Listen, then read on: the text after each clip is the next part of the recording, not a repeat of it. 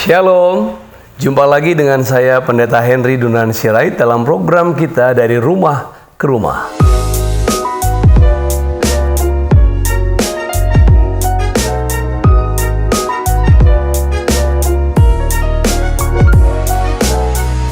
Pada episode kali ini kita masih berada pada edisi membesarkan jiwa, tanda-tanda kebesaran jiwa dengan topik menjadi pribadi yang rela.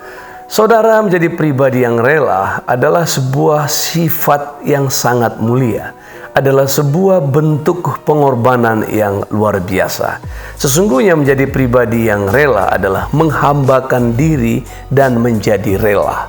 Saya teringat seorang raja yang hidup pada abad-abad sebelum Masehi, pada tahun 1040 hingga 970 sebelum Masehi. Raja ini hidup di Timur Tengah. Sekali waktu raja ini digulingkan, dikudeta oleh putranya sendiri. Dia harus turun lengser dari singgasana, terusir dari istana, mengembara dari tempat ke tempat dan padang-padang belantara. Sampai sekali waktu seorang keturunan lawan politiknya melempari dia dengan batu.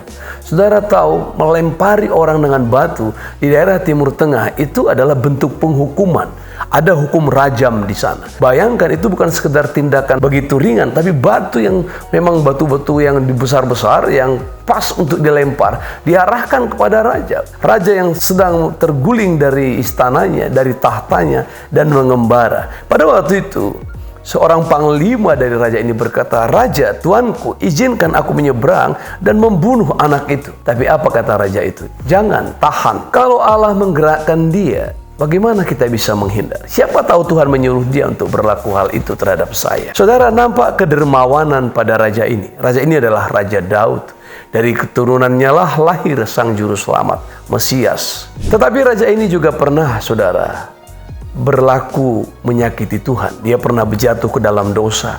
Dan ketika ia bertobat dari dosa-dosanya, Tuhan mengampuninya. Dalam doa dan puasanya, dia pernah berdoa sungguh-sungguh dan berkata, "Restore me, ya Lord, and uphold me by your generous spirit."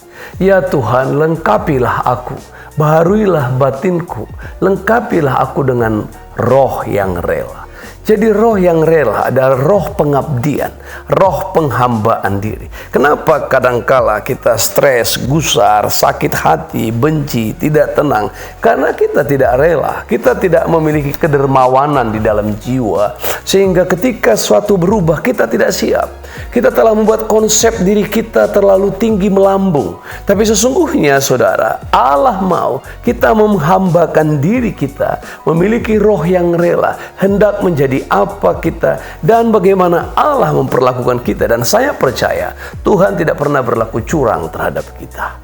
Nah, saudara kekasih dalam nama Tuhan, perhatikan bahwa orang-orang yang menghambakan diri dan menjadi pribadi yang rela, senang dan bahagia melihat orang sukses. Jadi ini tidak seperti ungkapan orang-orang yang sering kita dengar, senang melihat orang susah dan susah melihat orang senang. Tidak, oh no, bukan. Tapi ini adalah pribadi yang senang dan bahagia melihat orang lain sukses, senang bahagia melihat orang lain berhasil. Dia bahkan siap terlibat. Dia selalu berkata di dalam ungkapan-ungkapannya dan sikapnya, seolah-olah dia berkata begini, "If you need me and that is make you happy, I'm ready." Kalau kau butuh aku dan itu buat kau bahagia, aku sedia. Apa yang bisa aku lakukan? Orang-orang seperti yang berkata, "What can I do?" Apa yang aku bisa lakukan untukmu? Nah, itu sebabnya kadang-kala kita harus bisa mengerti, bisa sadar. Kita menjadi pribadi, apalagi kita yang telah menjadi orang-orang yang sepuh, senior, dan ada banyak generasi muda di bawah kita. Kita harus rela menjadi tempat pijakan untuk orang bisa menanjak. Kita menjadi tempat pijakan, tempat di mana orang bisa nanjak melalui hidup kita. Tempat batu loncatan untuk orang bisa melambung melalui hidup kita. Menjadi tangga naik, jenjang untuk naik. Bagaimana orang bisa naik melalui hidup kita. Kadangkala kita berupa titian, di mana orang bisa menyeberang. Kalau melalui hidup kita, orang-orang bisa menyeberang mencapai masa depannya.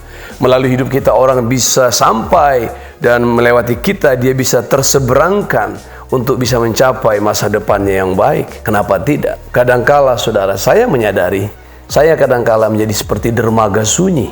Kadangkala kalau saya duduk sendiri merenung pada tengah malam, kadang saya berpikir saya seringkali menjadi dermaga sunyi.